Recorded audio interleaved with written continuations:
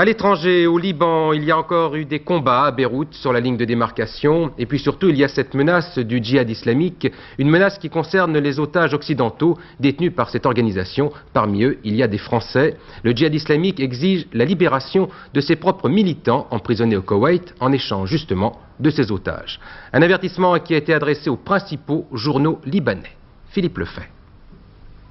C'est par cette lettre, envoyée aux journaux libanais, qu'est venu l'ultimatum. On peut y lire « Nous n'attendrons pas longtemps, nous terroriserons la France et l'Amérique ». Avec ces 6 photos, publiées ce matin à Beyrouth, le djihad islamique authentifie son avertissement. Parmi ces 6 occidentaux, il y a 2 diplomates français.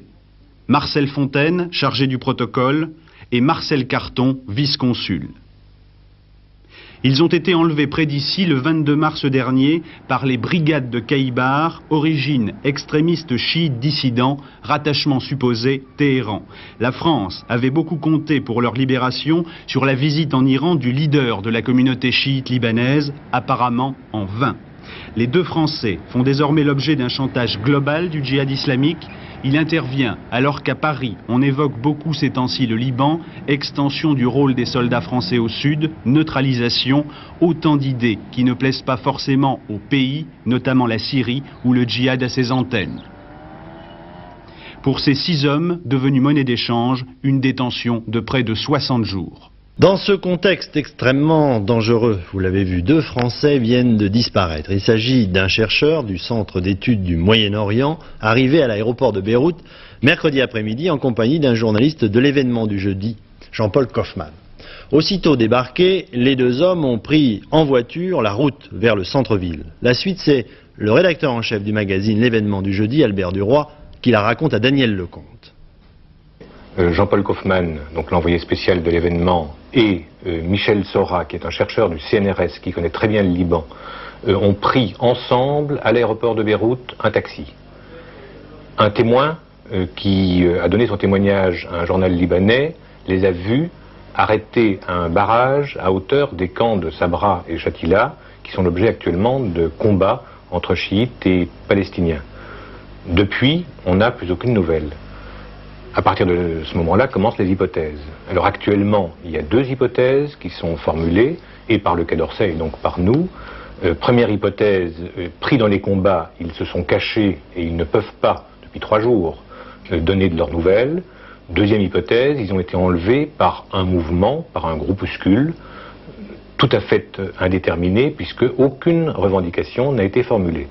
L'ambassade de France à Beyrouth a pris contact avec les principaux mouvements de diverses obédiences. Tous ont démenti avoir procédé à l'enlèvement, tous l'ont condamné, mais il y a tellement de groupes incontrôlés à Beyrouth actuellement que tout est possible.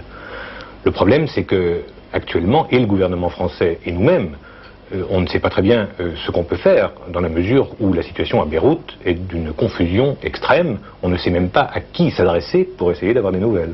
2 semaines après la disparition mystérieuse d'un journaliste à Beyrouth, Jean-Paul Kaufmann, et d'un chercheur, Michel Sera, on vient enfin d'obtenir indirectement de leurs nouvelles. Des nouvelles rassurantes, puisqu'on affirme qu'ils sont en bonne santé, mais on ne sait toujours pas exactement qui les retient prisonniers. À Paris, le comité de soutien qui s'est formé la semaine dernière multiplie les initiatives. Émilie Rafoul. Depuis 15 jours, la famille et les amis de Jean-Paul Kaufmann sont sans nouvelles du journaliste français enlevé à Beyrouth. 15 jours qu'il a disparu en compagnie du chercheur Michel Sera, 15 jours d'inquiétude et de supputation. Le djihad islamique a revendiqué cet enlèvement, mais jusqu'à ce jour n'a fourni aucune preuve de cette détention. Depuis sa création vendredi dernier, le comité de soutien a déjà reçu des milliers de signatures et de coups de téléphone en signe de solidarité. Et cet après-midi, la première petite lueur d'espoir. Aujourd'hui, il y a eu une chose extraordinaire qui s'est passée. Alors nous étions sans nouvelles depuis 15 jours, sauf une vague revendication du djihad islamique il y a 8 jours, absolument sans nouvelles et qu'on retombait à nouveau dans l'angoisse. Brusquement, l'ambassadeur du Liban en France, ce midi sur RMC, Radio Monte Carlo, a dit moi je sais qu'ils sont vivants, je sais qu'ils sont bien traités, je ne sais pas où ils sont, mais le gouvernement libanais va mener les négociations. Avec le gouvernement, vous avez pris des contacts ? Oui, avec le gouvernement, on a des contacts. Je suis en contact très régulièrement avec le ministre des Affaires étrangères. J'ai demandé, je pense, obtenir un rendez-vous avec Monsieur le Président de la République, qui dit s'intéresser personnellement à l'affaire. J'ai déjà été reçue à l'Élysée pour cela. La négociation s'avère difficile pour une raison au moins. Qui détient les deux Français? En effet, plusieurs groupes agissent sous le label du djihad islamique. Ils reprochent à la France son soutien à l'Irak dans sa guerre contre l'Iran. Mais plus précisément, on ignore ce que les ravisseurs souhaitent obtenir en échange de la libération des deux Français. Nous allons passer à l'étranger, mais c'est à la frontière de l'étranger et de l'intérieur, car ce qu'a dit Shimon Peres, le Premier ministre d'Israël, est important, puisqu'en effet, il a annoncé que d'ici une dizaine de jours à peu près, la totalité des prisonniers chiites libanais qui se trouvent à la prison d'Atlit devraient être libérés. C'est donc une lueur d'espoir pour les otages français tels que Jean-Paul Kaufmann, Michel Seurat, Marcel Carton et Marcel Fontaine. C'est dans cette ancienne prison forteresse d'Atlit, au sud de Haïfa, que sont détenus les derniers prisonniers chiites. Capturés par l'armée israélienne au cours d'opérations de ratissage au sud Liban, ces prisonniers étaient devenus monnaie d'échange des otages du Boeing de la TWA. À plusieurs reprises, Israël avait libéré par petits groupes près de 800 chiites. Hier, Shimon Peres, le Premier ministre israélien, a annoncé la libération totale des derniers détenus d'Atlit. Quand les derniers chiites d'Atlit seront-ils relâchés? Dans quelques jours, dans une semaine, 10 jours. Ça va tomber. Et de fait, cette libération de la centaine de chiites emprisonnés encore à Atlit pourrait débloquer la situation à propos des otages encore détenus au Liban. Et surtout, la libération peut-être des 4 Français, Jean-Paul Kaufmann, Michel Seurat, Marcel Fontaine et Marcel Carton. Car Nabi Berri, le leader chiite, a toujours posé comme condition à la libération de ses otages la remise en liberté de tous les détenus. Un espoir que partage Madame Kaufmann. La seule promesse qui nous ait été faite pour Jean-Paul et Michel, c'était après la libération des otages de la TWA, les ravisseurs ont dit on libérera Kaufmann et Seurat quand le dernier prisonnier d'Atlit sortira. Et cette promesse m'a été encore répétée la semaine dernière. J'ai vu très longuement le docteur Béraud, qui était de passage en France et qui est le second du mouvement Amal, et qui m'a dit à chaque fois que nous avons contact avec les ravisseurs, à chaque fois ils nous disent Kaufmann et Seurat sortiront avec le dernier prisonnier d'Atlit. Alors aujourd'hui vous êtes pleine d'espoir. Bien sûr, nous sommes pleins d'espoir. On a toujours dit qu'on ne voulait pas se livrer à ce marchandage d'otages, mais malgré tout, c'était notre espoir le plus proche, c'était en tout cas celui-là. Et si ça ne se fait pas, c'est que je crois qu'on ne peut plus avoir confiance du tout dans ce que disent et les ravisseurs et le mouvement Amal. Faire preuve d'optimisme à propos des otages français du Liban, c'est aller trop vite en besogne lorsqu'il s'agit de la vie de 4 hommes détenus pour certains depuis 8 mois maintenant. Mais tout de même, ce soir, pour la première fois, il apparaît que la négociation s'est vraiment engagée. On commence à savoir ce que veulent les ravisseurs en échange de leurs otages. C'est peu, mais c'est déjà un point de repère. Bruno Alba. Alors, le malade, c'est M. Carton, M. Marcel Carton. Avec le retour du docteur Rad de Beyrouth, on n'a bien plus que des nouvelles rassurantes sur l'état de santé des otages. Et si le docteur Rad a pu se dire très optimiste quant à leur sort, c'est vraisemblablement que sa mission lui semble fructueuse. Relayant les démarches des familles, ici le comité Kaufmann à Paris, les émissaires français sont semble-t-il en mesure d'apporter des éléments de réponse à 3 questions. Qui sont exactement les ravisseurs? Que veulent-ils précisément? Comment résoudre l'affaire? À la question « Que veulent les ravisseurs ?», 2 réponses possibles. D'abord, le remboursement de tout ou partie d'un investissement d'1 milliard de dollars décidé par le Shah en 1975 dans le consortium nucléaire Eurodif. Personne n'écarte la possibilité qu'il s'agisse de l'une des conditions posées à Téhéran pour la libération des otages. Initiative individuelle dans ce sens, un député français de la majorité, M. Daillet, se rendra à Téhéran avec des députés de la majorité et de l'opposition pour tenter une ébauche de normalisation des relations franco-iraniennes. Une autre condition pourrait être la libération des auteurs iraniens d'un attentat contre l'ancien Premier ministre Chapour Bakhtiar.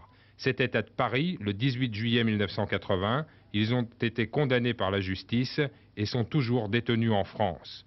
M. Bakhtiar était sorti indemne de cette action qui avait provoqué la mort de 2 autres personnes. La négociation semble donc passer par l'Iran, à tel point que Mme Joëlle Kaufmann, la femme de l'un des otages français, a écrit personnellement une lettre à l'imam Khomeini. Convoqué à l'ambassade d'Iran à Paris, on lui a fait savoir que son message avait été bien reçu et que cette démarche n'était pas inutile. Bonsoir, je vous donne cette information qui vient de me parvenir il y a quelques minutes. Michel Seurat n'a pas été exécuté, il est toujours vivant. C'est ce qu'a déclaré aujourd'hui à Beyrouth à notre confrère de TF1, Thierry Tsitivot, un haut responsable du Hezbollah, le parti de Dieu pro-iranien, le cheikh Salman al-Khalil.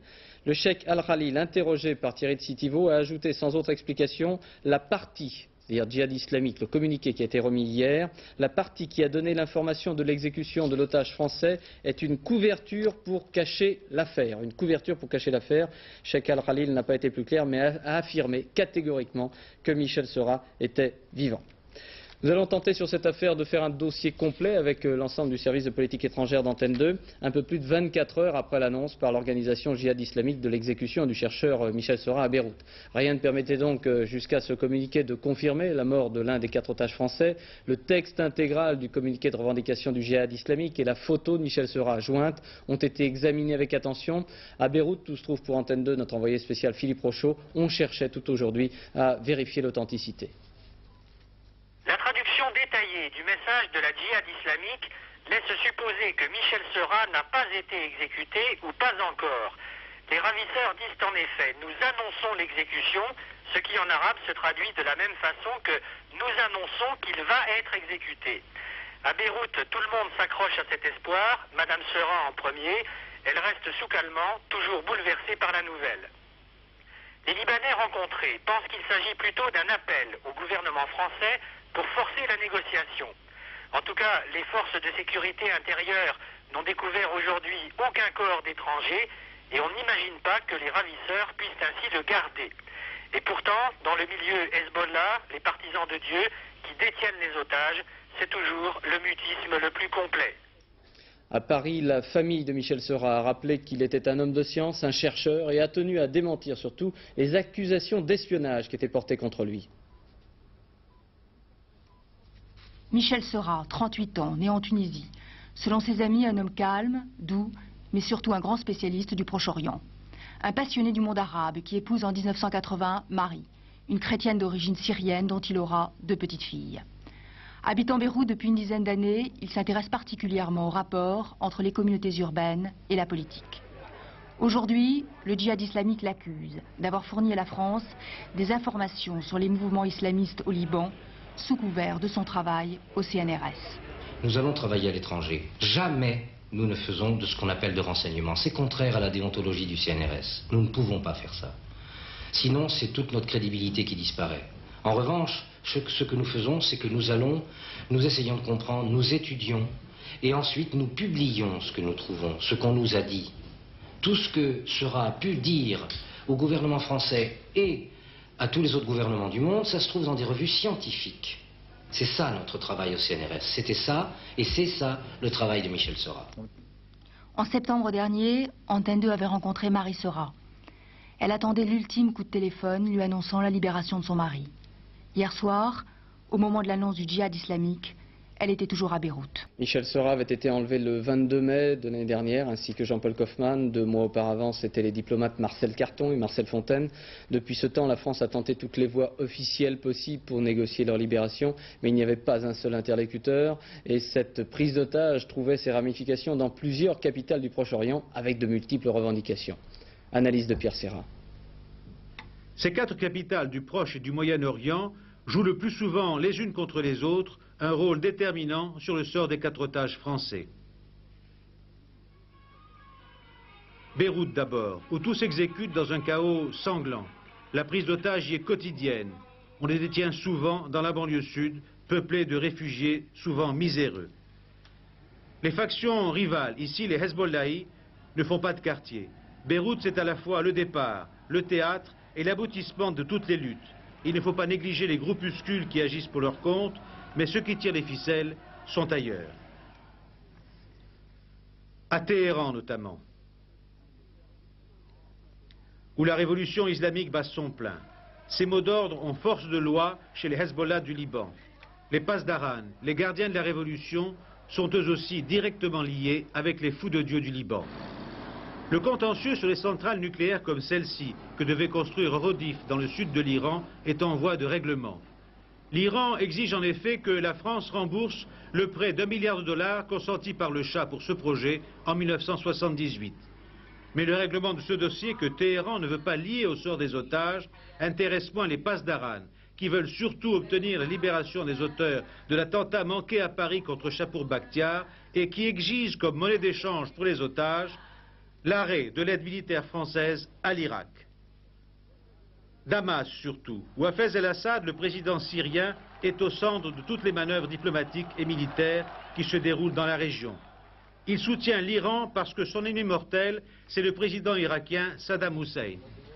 Malgré la présence de son armée, Hafez el-Assad n'est pas parvenu jusqu'à présent à faire libérer nos otages.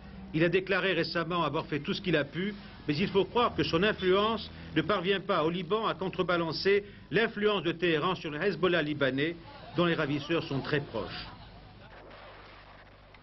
Bagdad enfin, en guerre depuis plus de 5 ans avec l'Iran. Soutenu par les Arabes et par l'Occident qui lui livre des armes, la guerre n'en finit pas. La haine grandit en même temps que le nombre de victimes qui se comptent par centaines de milliers. Saddam Hussein, le président irakien, n'arrive pas à prendre le dessus. La bavure de l'expulsion par Paris de 2 Irakiens a créé, il y a quelques jours, un nouveau contentieux avec ceux qui détiennent à Beyrouth nos otages. Ces 2 Irakiens avaient été arrêtés en France à la suite des attentats de ces dernières semaines. Les services de police les ont expulsés. L'Irak aurait assuré qu'ils n'avaient pas été exécutés à leur arrivée. C'est aussi ce qu'affirme l'ambassadeur d'Irak à Paris, rencontré par Hervé Brusini. Les 2 hommes détenus à Bagdad sont sains et saufs, affirmait à nouveau ce matin l'ambassadeur d'Irak. Leur sort sera fixé par la justice de notre pays. Ça dépend le procès et le cours et le jugement. Je ne peux pas dire maintenant en avant qu'ils ont l'opportunité d'avoir tous les faits sur leur activité. Et c'est le devoir du procès de décider le sort de cette soutien. Juste une question. Est-ce que, avant de les expulser, le gouvernement français vous a demandé des garanties les concernant? Nous avons été informés de l'expulsion, c'est tout. Vous n'avez pas été contacté avant l'expulsion? Oui, ils ont m'a contacté avant, mais pour m'informer. Qu'ils partaient à Bagdad? Oui. Rien de plus? Rien de plus. Ce soir encore, la question reste posée. A-t-on expulsé contre leur gré, en Irak, Kheraldine et Hamza Fawzi? Il a été demandé à la Grande-Bretagne et au Paraguay de les recevoir. Ces pays ont refusé. C'est alors que la question s'est posée de leur expulsion dans les conditions juridiques que je viens de dire et que, ressortissants irakiens, la police a cru devoir les expulser vers leur pays. Aucune protestation, aucune procédure n'a été enregistrée. La veille même de leur expulsion, trop tard selon le ministère de l'Intérieur, les 2 hommes avaient pourtant rempli ces demandes de statut de réfugiés politiques. Ils y expliquaient que tout retour en Irak signifiait pour eux une condamnation à mort, qu'ils étaient bel et bien opposants au régime de leur propre pays. Ils n'ont pas pu vouloir se jeter dans la gueule du loup, insistent les avocats.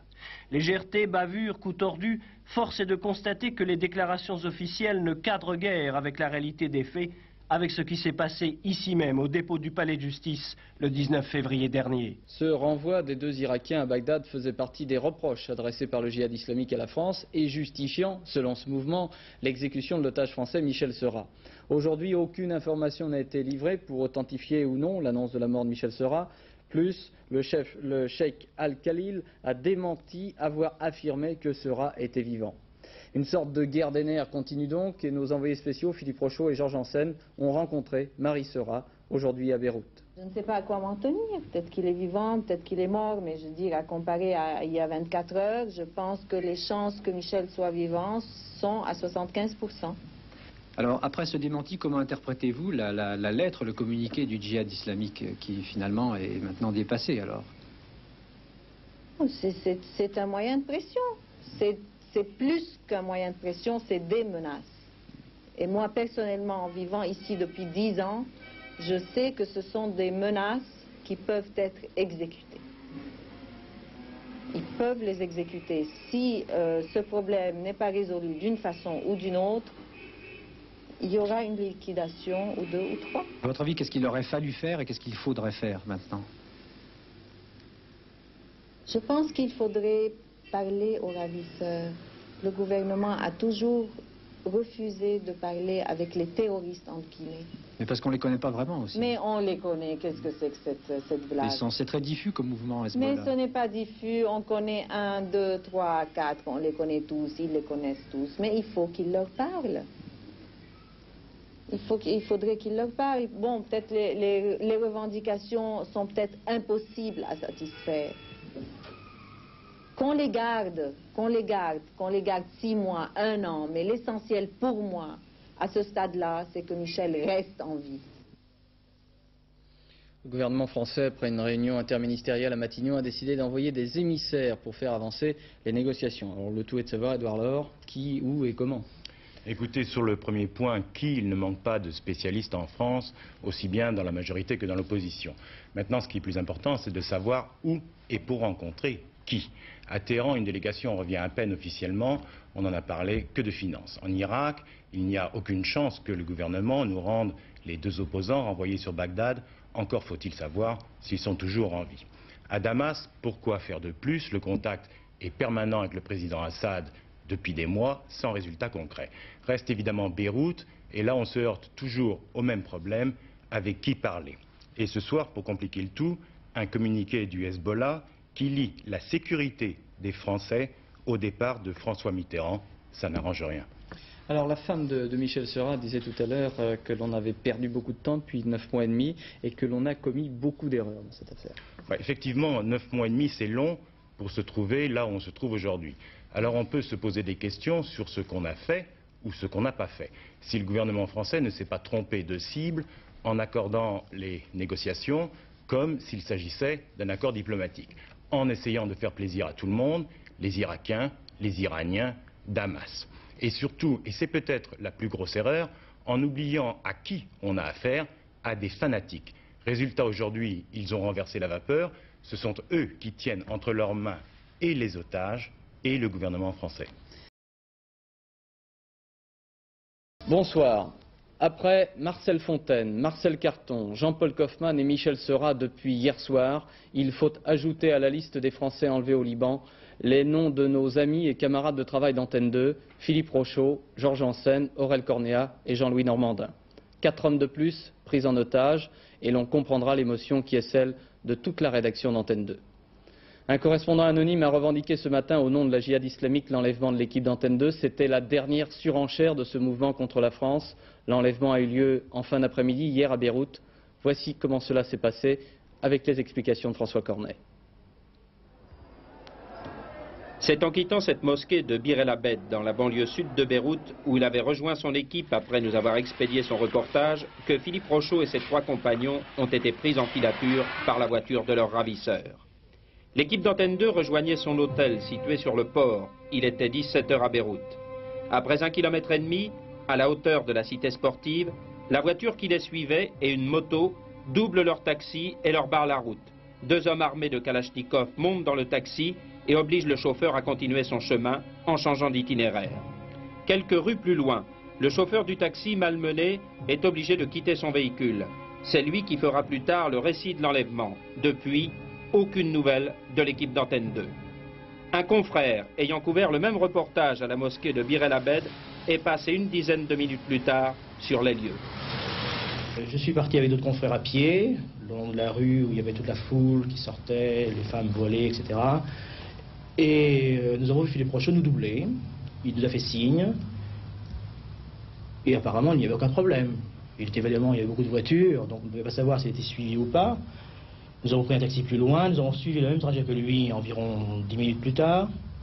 Et nous n'avons rien marqué de particulier aux environs de la cité sportive où il aurait donc été doublé par une Datsun avec des hommes armés et 2 d'entre eux seraient montés dans la voiture et auraient donc enlevé. Mobilisation, tel est depuis la nuit dernière le mot d'ordre des journalistes français présents à Beyrouth. Les chaises vides de l'équipe d'Antenne 2 hier soir au dîner ont très vite inquiété. Il a fallu plus d'1 heure de recherche pour retrouver le chauffeur de taxi qui, terrorisé, se cachait. Sitôt les détails de l'enlèvement connus, les 12 journalistes et photographes se sont partagés les téléphones de l'hôtel Cavalier de l'agence France-Presse pour alerter qui l'ambassade de France, qui des informateurs, qui les responsables des milices musulmanes. Ce matin, après la revendication du djihad islamique, réunis dans la rédaction de l'AFP, les journalistes ont décidé d'aller ensemble demander des comptes et surtout la libération de Philippe Rochaud et de son équipe à Mohamed Youssef Fadlallah, le chef spirituel des Hezbollah, et à leur chef politique Ibrahim Al-Amin. Ce sont eux qui présidaient la cérémonie qu'avait couvert l'équipe d'Antenne 2 avant d'être enlevée. Mais à Bir el-Abed comme à Ouzaï, bastion intégriste chiite et fief de ces deux responsables, les portes sont restées closes. Philippe Rochaud et son équipe venaient tout juste de réaliser un reportage sur le parti Hezbollah, pro-iranien, que nous diffusions hier soir dans cette même édition de 20h. Nous avons choisi de vous le représenter afin de mieux comprendre le climat dans lequel avait à travailler l'équipe d'Antenne 2. Voilà dans quelle atmosphère Beyrouth vit la guerre des nerfs dans la bataille des otages. Ici, les partisans de Dieu célèbrent le premier anniversaire de l'attentat à la voiture piégée qui avait fait 75 morts dans ce quartier chiite de Bir el-Abed, au sud de Beyrouth, juste à côté du domicile du Cheikh Fadlallah, l'un des chefs religieux les plus prestigieux du Liban. C'est pour cela d'ailleurs que 11 suspects ont été exécutés dernièrement. Il y a là tous les dirigeants de ce mouvement qui prend de plus en plus d'ampleur à Beyrouth, mais aucun d'eux n'a jamais revendiqué la responsabilité de l'enlèvement des otages. Leur porte-parole, le cher Ibrahim El-Amin, réaffirmait hier encore qu'il n'était pour rien dans l'affaire et le cher Fadlallah, leur guide spirituel, a toujours condamné ce genre d'action. Mais les hommes et les chefs de ce mouvement demeurent pourtant les seuls interlocuteurs auprès des ravisseurs. Et c'est ici, dans cette mouvance aux multiples tendances, qu'il faut chercher. On comprend que la négociation soit difficile, d'autant qu'à chaque discours, il renvoie la France à ses responsabilités. Et pourtant, un élément nouveau, jusque-là en effet, ce mouvement gardait ses distances vis-à-vis de la Syrie, empêchant ainsi Damas de prendre une quelconque initiative comme intermédiaire dans l'affaire des otages. Or aujourd'hui, on observe un rapprochement avec les partis musulmans libanais de gauche, c'est-à-dire que le Hezbollah, le parti de Dieu avec qui nous sommes ici, a aujourd'hui ses entrées à Damas, qu'il est accepté. Or cela peut permettre à la Syrie de peser sur ce parti pour favoriser une négociation pour une possible libération des otages français.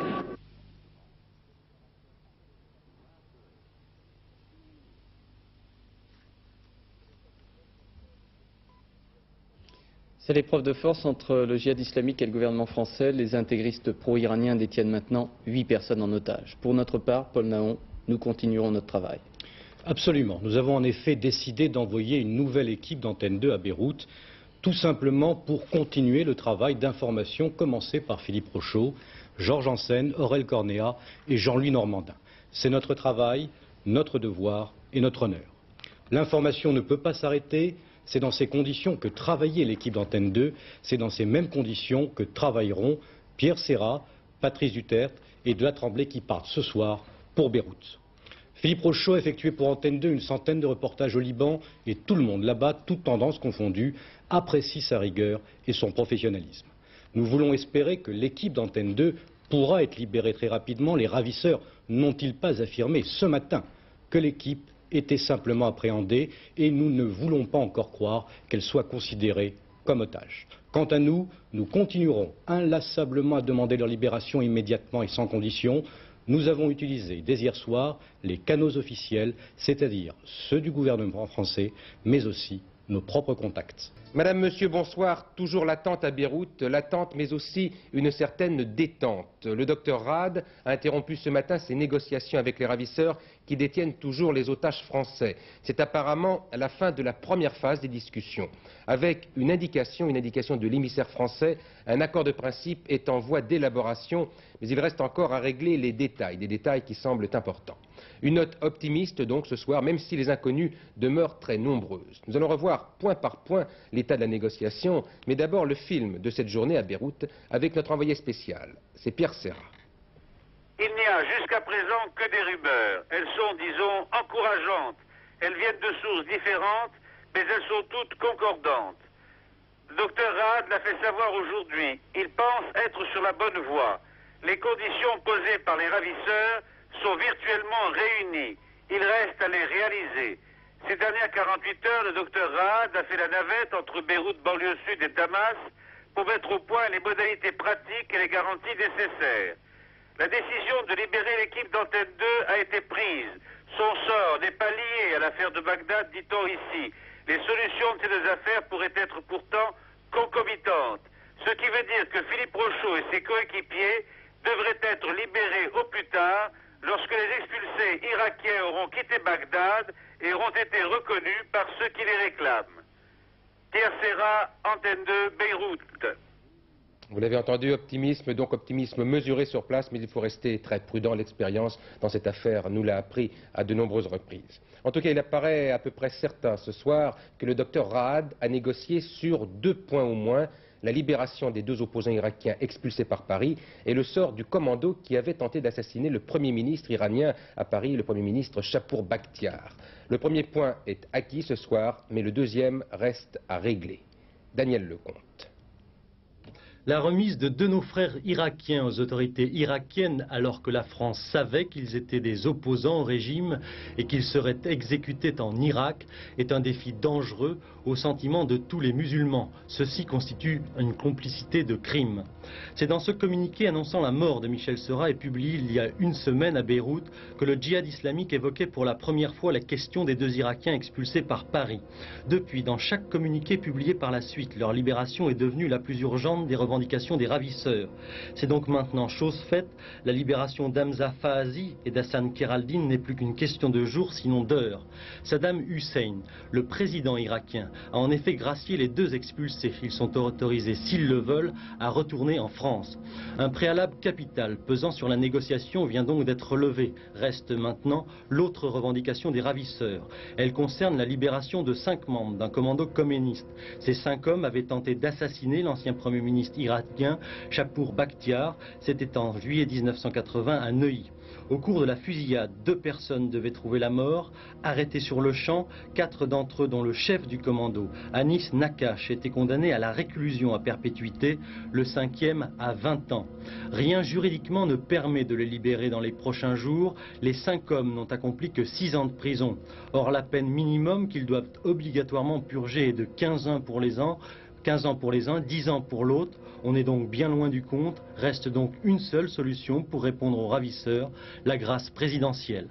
Mesdames, Messieurs, bonsoir. Un otage français de plus au Liban. Et une fois encore, c'est un journaliste, Roger Hawk, 31 ans, correspondant de RTL et de la radio belge à Beyrouth. Il a été enlevé ce matin tout près de son domicile dans le secteur ouest de la capitale. Roger Hawk était l'un des derniers journalistes français à être resté en secteur musulman.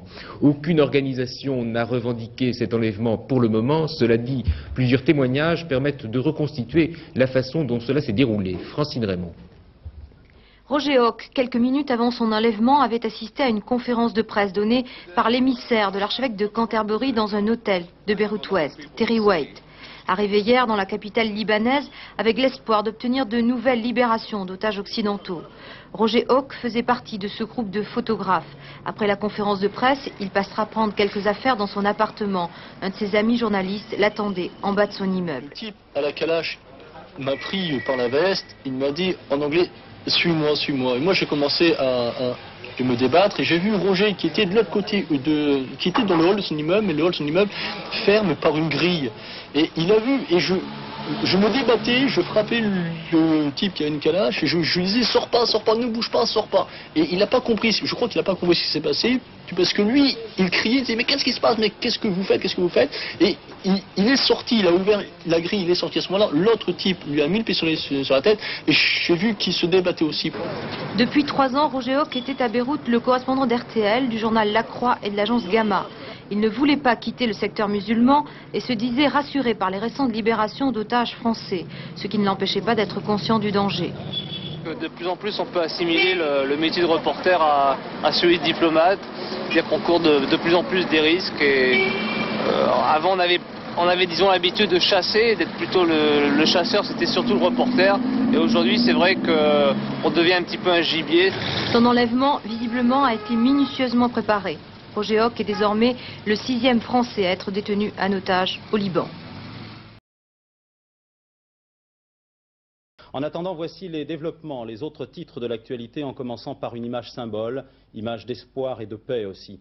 Cet après-midi, devant l'ex-ambassade d'Iran à Paris, les proches de Marcel Carton et de Marcel Fontaine, 2 des otages français au Liban, ont témoigné simplement. Témoignage émouvant pour dénoncer 3 ans de détention, 3 ans de violation des principes d'humanité les plus élémentaires. Philippe Gassot. Pour les 3 années terribles des 3 otages français, 3 colombes et 3 femmes devant l'ambassade d'Iran. Un geste symbolique pour que personne n'oublie. Pas de foule, juste la fille, la femme et la sœur. On est révoltés d'attendre. Et 3 ans, c'est énorme. On est venu ici parce que maintenant le gouvernement iranien dit qu'il peut nous aider. Alors puisqu'il peut nous aider, qu'il le fasse vite. C'est 3 ans de douleur et de tristesse. Nous qui sommes en liberté, c'est dur. Pour nous, c'est très long. Pour eux, je me demande comment ils vont nous revenir. Après 3 ans de captivité, les otages français au Liban et tous les autres n'ont toujours pas été libérés, pour le moment. Inlassable, l'espoir de 3 femmes demeure. Les otages français au Liban vont-ils se retrouver au cœur d'une polémique dans la campagne électorale? Depuis quelques jours, nous nous posons sérieusement la question. Il faut dire que, de rumeur en rumeur, plusieurs journaux arabes ont évoqué des coups tordus, des basses manœuvres et des mensonges autour de l'affaire des otages. Hier soir, nouveau rebondissement, plus concret celui-là. Un homme d'affaires syrien qui avait été jusqu'en mars 86 l'un des émissaires de l'Élysée dans cette affaire, a fait l'objet d'un arrêté d'expulsion. On lui reproche notamment d'avoir gêné par son action la politique du gouvernement français. Voilà sur les faits. Nous allons y revenir dans quelques instants beaucoup plus longuement. En attendant, on a l'impression que la sérénité de façade affichée par François Mitterrand et Jacques Chirac masquait peut-être d'autres affrontements en coulisses. Philippe Gassot. L'homme qui a été expulsé, c'est lui. Omran Haddam, un homme d'affaires syrien, un proche du président Hafez el-Assad. Il est porteur d'un passeport diplomatique délivré par Damas. Cet homme qui vit en France depuis 20 ans vient d'être frappé par une mesure d'urgence absolue. Émissaire officieux de l'Élysée en 1985, il a été chargé d'intervenir dans le processus de négociation destiné à obtenir la libération des otages français détenus au Liban. Dans sa dernière intervention publique, il y a 15 jours, il indique que l'armée syrienne s'apprêtait à investir le sanctuaire du Hezbollah dans le sud de Beyrouth, une information démentie par la Syrie qui précise que M. Haddam ne parle plus qu'en son nom propre. Depuis 1986, déclare Charles Pasqua, M. Haddam n'a pas servi d'intermédiaire. Depuis plus de 3 années que sont prisonniers les otages français au Liban, rumeurs, informations et contre-informations ont été le lot quasi quotidien de la presse libanaise et de celle des pays du Golfe. Ce fut à nouveau le cas le 22 avril dernier, lorsqu'un Falcon 50 immatriculé en Suisse se pose sur l'aéroport de Beyrouth. On indique de sources syriennes que les otages seront libérés dans les heures qui viennent. Pour le cher Fadlallah, c'est une affaire de quelques jours.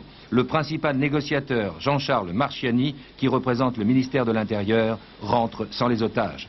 La presse libanaise se déchaîne. Al-Diyar, un journal de droite publié à Beyrouth-Est, indique qu'il y a eu promesse de 150 millions de francs et que le Hezbollah aurait demandé 10 millions de plus. La Voix du Liban, radio chrétienne, sans citer ses sources, parle de dissensions et de désaccords de dernière minute apparus au sein du gouvernement français. Un différend qui retarde la libération. Le quotidien koweïtien Al-Kabas, le 29 avril dernier, sort à la une sur 2 colonnes un papier qui met en cause le président français et le diplomate Éric Rouleau. Ce dernier, dit Al-Kabas, est intervenu pour empêcher la libération des otages. Le lendemain, vendredi, le journal koweïtien dément, toujours à la une. Dimanche, Al-Kabas revient à sa première version. Hier, un autre journal pro-syrien, cette fois de Beyrouth, indique, peut-être inspiré par M. Haddam, qu'avant mars 86, le RPR a envoyé des émissaires afin de bloquer les négociations à propos des otages. Dans cette partie du monde, les rumeurs deviennent souvent des informations qui changent selon que c'est l'un ou l'autre qui souffle sur le feu. Je vous propose de revenir quelques minutes sur le calvaire des otages. Un calvaire qui a commencé le 22 mars 85 pour Marcel Fontaine et Marcel Carton. Marcel Carton, qui vient d'être libéré, était le chef du protocole à l'ambassade de France à Beyrouth. Marcel Fontaine était quant à lui vice-consul de France au Liban. L'histoire d'une double prise d'otages avec Martine Laroche-Joubert. Un vendredi, le 22 mars 1985 au matin, on enlève à Beyrouth des diplomates français. Le premier vice-consul, Marcel Fontaine, est poussé dans une voiture à 300 mètres à peine de l'ambassade de France dans le secteur musulman. Même heure, près de la ligne de démarcation, toujours à l'ouest, le chef du protocole, Marcel Carton, et sa fille subissent le même sort. Elle est libérée fin mars. Pour les 2 otages, l'engrenage. Par cette lettre, le djihad islamique authentifie sa revendication et menace « Nous terroriserons la France ». Les familles des diplomates observent le silence jusqu'à la première manifestation organisée après l'enlèvement de Jean-Paul Kaufmann, manifestation à laquelle ils sont associés.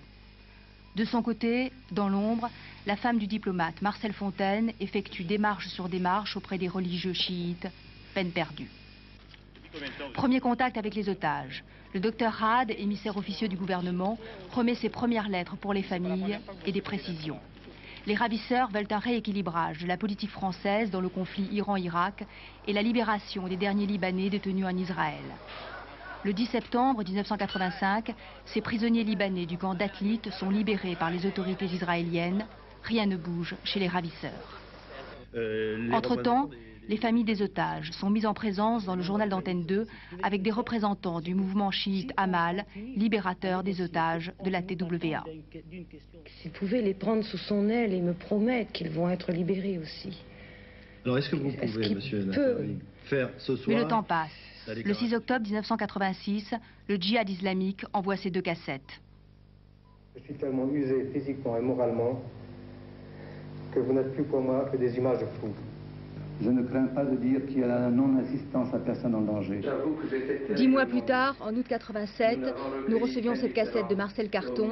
C'était ses dernières nouvelles avant sa libération et celle de Marcel Fontaine. Notre confrère Jean-Paul Kaufmann, qui vient d'être libéré à 43 ans, il a été pris en otage le 22 mai 1985. Je vous rappelle que Jean-Paul Kaufmann était envoyé comme grand reporter au Liban pour l'événement du jeudi. Son enlèvement avait été revendiqué dès le 29 mai 85 par le djihad islamique. 22 mai 1985, c'est sur la route de l'aéroport de Beyrouth, en plein combat entre chiites et palestiniens, que Jean-Paul Kaufmann et Michel Seurat sont enlevés. 10 jours plus tard, revendication du djihad islamique. Ils réclament la libération des 17 terroristes prisonniers au Koweït pour relâcher le chercheur Michel Seurat et le journaliste Jean-Paul Kaufmann. Les amis de Jean-Paul Kaufmann décident de porter l'affaire sur la place publique. Ils organisent des manifestations auxquelles sont associés les diplomates Marcel Carton et Marcel Fontaine, enlevés 2 mois plus tôt. Le comité Kaufmann reçoit des lettres par milliers, organise des expositions de dessins d'enfants sur le thème de la liberté et multiplie les interventions. Joël Kaufmann choisit la stratégie de l'action. 12 juin. Dans un Beyrouth chaque jour plus déchiré, Joël Kaufmann tente d'arracher quelques informations aux dignitaires religieux des quartiers chiites. Le djihad réclame maintenant la libération du commando qui a tenté d'assassiner Chapour Bakhtiar, l'ancien Premier ministre iranien. À cette époque, l'homme clé de la situation paraît être Nabi Berri, le chef du groupe Amal, l'homme qui a fait libérer les passagers de la TWA, mais pour les otages français, c'est l'impuissance. 13 mars 1986, l'équipe d'Antenne 2 vient d'être enlevée, Michel Seurat peut être assassiné. Des milliers de personnes écoutent avec émotion l'appel de Joël Kaufmann. Vous savez que ce que vous venez de faire ne peut que vous discréditer et discréditer votre cause aux yeux du peuple français et de tous vos amis. Je vous en supplie, arrêtez! 22 mai, une manifestation de plus, silencieuse. Cela fait exactement 1 an que Jean-Paul Kaufmann a été enlevé. Le 21 juin, Joël Kaufmann, bouleversé, assiste à l'arrivée à Paris de Philippe Rochaud et Georges Janssen, libérés. Je me dis, il y en a 2 qui sont sortis, c'est formidable, et maintenant il faut absolument travailler très vite pour sortir les autres, il ne faut pas les laisser. Plus de 3 mois après, le djihad islamique envoie une cassette de Jean-Paul Kaufmann, amaigri mais la voix ferme. Nous ne sommes pas, dit-il, des intérêts supérieurs. Août 87, dernier message de Jean-Paul Kaufmann. C'est avec la même joie et la même retenue que François Mitterrand et Jacques Chirac ont salué ce soir la libération des 3 otages français du Liban. Dans une intervention télévisée en direct de l'Élysée, le chef de l'État a remercié tous ceux qui ont permis aujourd'hui leur retour. Mesdames et messieurs, la libération de messieurs Marcel Carton, Marcel Fontaine et Jean-Paul Kaufmann me remplit de joie. Au nom du pays tout entier, j'exprime à nos 3 compatriotes ainsi qu'à leurs familles, d'une part, notre soulagement de les voir revenir parmi nous, à leurs familles, la compassion que nous inspire une si longue épreuve. Je suis heureux que les efforts entrepris depuis le début de ce drame aient enfin abouti, et je remercie tous ceux qui ont œuvré pour ce retour. Nous aurons aussi une pensée pour celui qui n'est pas revenu, Michel Seurat, et pour les siens, ainsi que pour les otages étrangers encore retenus au Liban. En attendant, revenons à la libération des 3 derniers otages français au Liban. Les images se bousculent dans nos têtes et dans nos esprits. Nous sommes témoins de grands moments de joie, d'émotion, d'interrogation aussi. Nous y reviendrons. Ce sont ces images que nous allons privilégier dans un premier temps. Ensuite, nous essaierons de comprendre pourquoi et comment on en est arrivé là. En toile de fond, il y aura des témoignages, l'historique des négociations. Nous évoquerons également le rôle joué par certains États dans ce genre d'affaires. Mais tout de suite, l'image symbole de cette journée, celle que nous avons enregistrée ce matin sur l'aéroport de Villacoublay. Les retrouvailles sont extrêmement dignes, j'allais dire discrètes. Seuls les enfants ont laissé poindre leur émotion. Philippe Gassot. À son arrivée, Jean-Paul Kaufmann a une hésitation. Une fraction de seconde, il ne reconnaît pas son fils Grégoire. Et 3 ans, c'est une éternité pour un enfant. Quand son père est parti en reportage au Liban, il avait 11 ans. Aujourd'hui, il en a 14. Les retrouvailles ont été très dignes, presque trop, comme si des amis se retrouvaient après une longue absence. La gêne peut-être d'avoir changé, vieilli, et de n'avoir plus qu'un passé lointain en commun. Seuls les enfants qui ont pendant 3 ans rêvé les retrouvailles laissent passer leur trop plein de chagrin. Ce sont 3 années de larmes et d'angoisse qui passent la bonde. Il va falloir du temps pour se reconnaître, mais c'est fait. Les familles sont à nouveau réunies. Les journalistes retrouvent un des leurs, enlevé sur la route de l'aéroport à Beyrouth, Liban. Ah bon? Oui. Vous avez été dans tous nos journaux et dans toutes les pensées. Oui, on nous a dit cela. Oui. C'est un jour formidable, bien sûr, aujourd'hui, mais c'est quand même un jour qui reste assombri par le fait que nous ne sommes que 3. Et que moi j'ai été enlevé le 22 mai 1985 avec un homme qui s'appelait Michel Seurat. J'ai été avec lui pendant de longs mois et puis nous l'avons vu s'éteindre peu à peu, et d'une certaine manière j'ai un peu honte aujourd'hui d'être là. Enfin bon, ne jouons pas sur les mots, mais vous savez, ça, demandez à Marcel Carton et à Marcel Fontaine, on a vu Michel Seurat lutter avec désespoir, et puis aussi, je dirais, avec noblesse. Là, il ne s'exprimait pas beaucoup, il se voyait mourir, il a voulu vivre. C'est quelque chose d'affreux. Et puis aujourd'hui, d'abord et avant tout, ma pensée va à Marie Seurat, sa femme. Je ne sais pas où elle est actuellement, mais et à ses 2 filles. Et c'est ce que je disais tout à l'heure, avec désespoir, et puis aussi, je dirais, avec noblesse. Là, il ne s'exprimait pas beaucoup, il se voyait mourir, il a voulu vivre. C'est quelque chose d'affreux. Et puis aujourd'hui, d'abord et avant tout, ma pensée va à Marie Seurat, sa femme. Je ne sais pas où elle est actuellement, mais et à ses 2 filles. Michel, au début, me disait, tu sais, enfin moi j'ai eu beaucoup de mal personnellement au début. Les premières semaines furent affreuses. Michel, lui, était tout à fait bon. Il prenait la situation avec une certaine philosophie. Il prenait des notes, il écrivait, etc.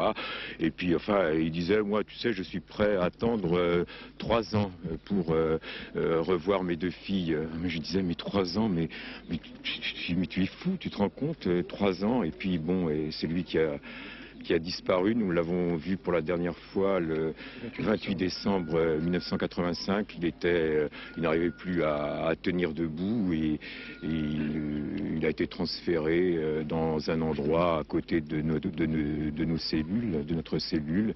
Et puis on l'a entendu pendant encore quelques jours, et il toussait effroyablement. Il avait, enfin, c'est quelque chose de terrible. Vous viviez en permanence avec Michel? Oui, bien sûr. On était tous les 4 ensemble. Moi, enfin, demandé à Marcel Carton, à Marcel Fontaine, là, ils l'ont vu quotidiennement, là, et qui luttait. Et puis il savait il savait pas ce qu'il avait exactement, mais il savait qu'il allait, que c'était désespéré. Il aurait pu. Et moi, je pense, il aurait pu mourir auprès des siens, et puis il est mort tout seul. C'est quelque chose d'affreux, ça, on ne peut pas l'oublier. Une dernière question. Dans quelles conditions viviez-vous? Étiez-vous attaché? Oui, nous étions enchaînés depuis le mois de février l'an dernier, après l'intervention américaine, là, les bateaux là, qui s'approchaient des côtes. Ça a eu pour résultat qu'on nous supprime la radio, premièrement, et ensuite qu'on nous pose des chaînes. Et puis, bon, on a eu moi j'ai eu les chaînes aux pieds, ainsi que mes compagnons, depuis le mois de février l'an dernier. Bon, on s'y habitue, hein, on ne revient pas des camps de la mort, il ne faut pas exagérer non plus, mais ça a été... on a survécu, on n'a pas vécu, on a survécu. Voilà, revenons à la libération des 3 derniers otages français au Liban. L'histoire retiendra que cette libération est intervenue le 4 mai 88, à quelques jours seulement de l'élection présidentielle. L'histoire qui est jalonnée de dates retiendra également qu'il aura fallu plus de 3 ans, et oui, plus de 3 ans, pour libérer les otages français. Martine Laroche-Joubert. 22 mars 1985, Marcel Carton et Marcel Fontaine sont enlevés à Beyrouth-Ouest par le Djihad islamique, organisation intégriste pro-iranienne qui exige l'arrêt du soutien français à l'Irak. Le lendemain, 22 mars, c'est au tour de Gilles Perrol, directeur du centre culturel de Tripoli. Retenu par les Farles, des chrétiens marxistes qui le relâchent le 2 avril en échange, semble-t-il, de la libération d'Abdallah, toujours emprisonné en France. 22 mai, sur la route de l'aéroport, enlèvement de Jean-Paul Kaufmann et du chercheur Michel Seurat. Les ravisseurs, le djihad islamique encore. Leurs exigences, la libération du commando Chapour Bakhtiar. Près d'un an après, le 5 mars 86, le djihad islamique annonce l'exécution de Michel Seurat. D'après Jean-Paul Kaufmann, il serait mort d'un cancer. 3 jours après la mort annoncée de Michel Seurat, le 8 mars 86, l'équipe d'Antenne 2 est enlevée par l'OJR, l'organisation de la justice révolutionnaire de mouvance iranienne, qui dénonce l'ensemble de la politique française au Proche-Orient. Le 20 juin, Philippe Rochaud et Georges Janssen sont libérés. Le 24 décembre, c'est au tour d'Aurel Cornéa, tandis que Jean-Louis Normandin reste emprisonné. La même année 86, 2 autres Français sont libérés, Camille Sontag, 84 ans, et Marcel Koudari. Mais le 13 janvier 87, l'histoire recommence. Roger Hawk, journaliste, est enlevé. Il sera libéré le 27 novembre 87 par l'OJR, en même temps que Jean-Louis Normandin d'Antenne 2. Il n'y a plus aujourd'hui d'otages français aux mains d'extrémistes libanais. Certaines libérations d'otages auraient sans doute pu se dérouler et intervenir beaucoup plus tôt. Mais il faut savoir que des contentieux politiques, militaires, également des contentieux financiers, ont souvent bloqué l'issue des négociations. À ces blocages se sont également ajoutés des actes de terrorisme qui ont fait malheureusement monter la pression. Explication de Jean-Marc Ilouz. Au cœur du contentieux franco-iranien, il y a d'abord une guerre, celle que se livrent depuis 8 ans l'Irak et l'Iran, plusieurs centaines de milliers de morts et de blessés. Or la France, après l'URSS, est le 2e fournisseur d'armes de l'Irak, facturé en milliards de francs, Mirage, missiles, hélicoptères et surtout des systèmes de guidage électronique terriblement efficaces. Après avoir d'abord exigé sans succès la suspension pure et simple de l'aide française à l'Irak, l'Iran et les groupes terroristes qui le soutiennent réclameront une politique plus équilibrée. En clair, de pouvoir acheter les mêmes armes que leur ennemi irakien. La France a toujours dit non, mais à Paris comme ailleurs, aucun gouvernement n'échappe aux accusations de vente clandestine d'armes à l'Iran. Deuxième source de conflit, la présence en France d'opposants iraniens condamnés par le régime de Téhéran. Asile politique pour l'ancien chef de gouvernement, Bani Sadr, en 81, et surtout pour Massoud Rajavi, chef des Moudjahidines du peuple. Son expulsion en juin 86 permettra la libération de Philippe Rochaud et Georges Janssen. L'expulsion de ses partisans en décembre 87 sera un nouveau signe de la poursuite des interminables tractations entre Paris et Téhéran. Troisième source de conflit, les actes terroristes montés à Téhéran. 5 terroristes emprisonnés en France après un attentat sanglant en juillet 80 ne seront jamais libérés. Mais, en novembre 87, Waïd Gorgi, numéro 2 de l'ambassade d'Iran, suspect de complicité dans les attentats qui firent 11 morts et 150 blessés en plein Paris en septembre 86, sera soudain lavé de tout soupçon. Son départ de Paris mettra fin à 4 mois de guerre des ambassades et surtout surviendra 2 jours à peine après la libération de Roger Hawk et Jean-Louis Normandin. Le 25 mars 88. Nouveau coup de théâtre. Mohamed Mouadjer, un Français d'origine libanaise également soupçonné dans les mêmes attentats de septembre 86, sera à son tour libéré après 1 an de détention. Libération interprétée comme un signal de Paris aux Iraniens et à leurs partisans libanais. Quatrième contentieux, le contentieux financier. D'un côté, la dette d'1 milliard de dollars contractée par la France au temps du Shah d'Iran. De l'autre, les intérêts des firmes françaises lésées pendant la révolution islamique. 2 tiers de ces dettes remboursées par la France en 86, peut-être un troisième demain, si un accord existe enfin sur le montant des intérêts payables par Paris. Pour Marcel Fontaine, Marcel Carton et Jean-Paul Kaufmann, et pour tous ceux qui négociaient leur libération, la dernière ligne droite a été jalonnée d'échecs et aussi de rebondissements retentissants. Souvenez-vous par exemple du détournement d'avion des Kuwait Airways. Le détournement est intervenu au moment précis où l'on tenait pratiquement pour acquise la libération des otages. Hervé Brusini. L'accroc, l'imprévu, le voilà. Ce Boeing des Kuwait Airlines immobilisé sur l'aéroport d'Alger, c'était à la mi-avril. Une trentaine de passagers et un commando qui réclament la libération de 17 extrémistes chiites détenus au Koweït. La mécanique de la négociation sur les otages français est bloquée. Ceux qui tiennent cet avion appartiennent à la même mouvance que les ravisseurs de Carton, Fontaine et Kaufmann. 20 avril, la médiation algérienne dénoue la crise. Et 2 jours plus tard, un Falcon 50 se pose sur l'aéroport de Larnaca. À son bord, les émissaires français, parmi eux Jean-Charles Marcani. Voici la seule image de cet homme de l'ombre, ce businessman. Ancien lieutenant du contre-espionnage français au passé tumultueux, il était en liaison permanente avec Charles Pasqua. Leur conversation téléphonique se faisait en langue corse. Mais ce jour-là, le voyage de retour a eu lieu sans les otages. Un revirement koweïtien dans des promesses faites sur l'allègement des peines des 17 détenus en est peut-être la raison. Autre homme clé du dossier otage, Iskandar Safa, chrétien libanais, homme d'affaires, ami du président syrien, il serait l'un des banquiers de l'Iran à Beyrouth. Peut-être est-ce l'ami salué par Jacques Chirac dans sa déclaration. C'est aussi un homme d'action. Ah, là vous le connaissez. Ah oui, tout à fait. Oui. Vous pourriez nous en parler un tout petit peu? Non. Je crois Alors, que j'en ai assez dit. Il était bien dans cette affaire, simplement ça. Je crois que j'en ai assez dit. C'est un ami de la France. Voilà. Comme beaucoup de chrétiens libanais. Alors disons Ils pour considèrent finir que leur seconde patrie est la France et ils font parfois pour la France des choses que d'autres ne font pas. Eh bien, écoutez, je pense que vous avez presque tout dit. Je Non, dirais je simplement... Je n'ai pas dit qu'il s'agissait de lui. Vous avez dit que c'était un grand ami de la France. J'ai simplement dit quelles étaient ses qualités, mais je ne sais pas si c'est un ami de l'Iran. L'Algérie, on le sait, a également facilité pour des raisons humanitaires le règlement des dernières opérations de cette libération. Mais ce qui a provoqué l'accélération du dénouement reste encore pour l'instant une énigme. Jean-Paul Kaufmann raconte. Il s'est adressé ce matin à ses confrères et par leur intermédiaire donc à vous pour vous dire un peu de ce qu'il a vécu pendant 3 ans. Alors qu'à l'origine, il arrivait à Beyrouth pour un reportage, pour l'événement du jeudi. Plusieurs moments très émouvants au cours de cette conférence de presse. Jean-Paul Kaufmann était visiblement très éprouvé. Il venait de rencontrer Marie Sera, la femme de l'otage français mort à Beyrouth, Jérôme Bonny. Ça a été les moments les plus durs, les plus affreux de cette détention. Là, on sentait physiquement la mort là, mais vraiment, qui rôdait là autour de nous, là comme un chien, là qui renifle et puis qui s'en va, qui revient, etc. Il y avait une présence physique qui était terrible. Et puis lui gardait le silence. Il avait pas envie de parler. Visiblement fatigué, Jean-Paul Kaufmann était très ému par l'entrevue qu'il venait d'avoir juste avant cette conférence de presse avec Marie Sera, l'épouse de Michel Sera. Après de longs remerciements à son comité de soutien, ainsi qu'à Jacques Chirac et Charles Pasqua, Kaufmann a refusé, pour des raisons de sécurité, de donner trop de précisions sur les autres otages actuellement détenus à Beyrouth. Est-ce que vous pourriez essayer de nous expliquer ce qui, au fond de vous-même, vous a permis de tenir le coup physiquement et moralement pendant ces 3 années d'une détention particulièrement pénible?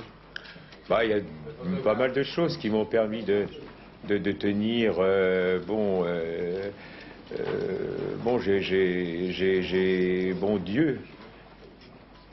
Dieu. Nous nous étions pas perdus de vue, mais bon, j'étais. Je sais pas comment vous expliquer. C'est vrai que c'est difficile. C'est difficile à dire, à expliquer. Mais bon, c'est vrai que c'est un peu piètre, alors aussi de redécouvrir Dieu dans des circonstances. On est dans le malheur, bon, ben, on prie et puis on se tourne vers Dieu. Ben, il fallait sans doute que ce soit fait dans des circonstances piètres, peut-être, et dans ce malheur.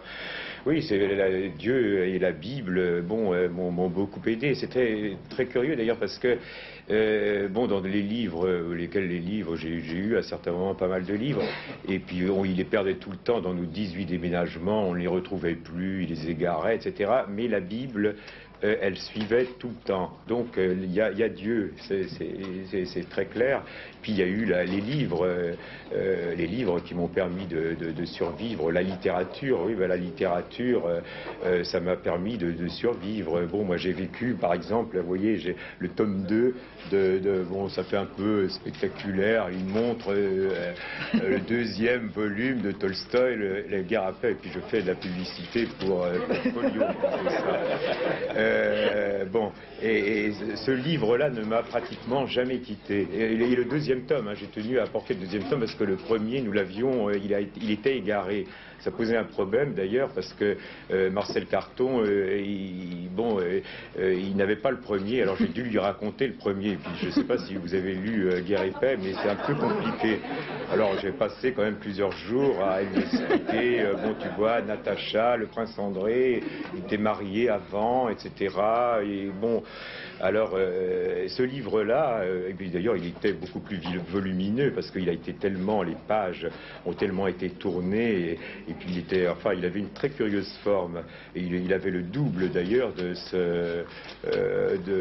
cette épaisseur-là. Bon, avec ça, bon, vous voyez par exemple ce texte-là, moi ça m'a toujours, quand le prince André parle de la mort, il va mourir, le prince André, il se dit, est-ce vraiment la mort, se dit le prince André en considérant d'un regard neuf, envieux, l'herbe. C'est pendant la bataille de Borodino, l'herbe, l'armoise et le filet de fumée qui s'élevait de la balle noire tourbillonnante. Et le prince André dit, je ne veux pas mourir, j'aime la vie, j'aime cette terre et l'herbe. Ça me faisait pleurer. Jean-Charles Marcani, c'est l'homme de l'ombre de Charles Pasqua, ancien agent secret devenu conseiller ministériel puis préfet de la République. C'est un personnage très controversé, sulfureux pour les uns, mais pour d'autres, un homme providentiel. C'est lui qui avait obtenu la libération des otages français du Liban en 1988. Caroline Sins et Yvon Bodin. Pour Roger Hawk, journaliste indépendant sur les terrains de guerre, Jean-Charles Marcani est avant tout l'homme qui l'a sauvé des griffes du Hezbollah libanais. C'était en novembre 87. Les otages Roger Hawk et Jean-Louis Normandin d'Antenne 2 sont libérés après 1 an et 2 ans de captivité.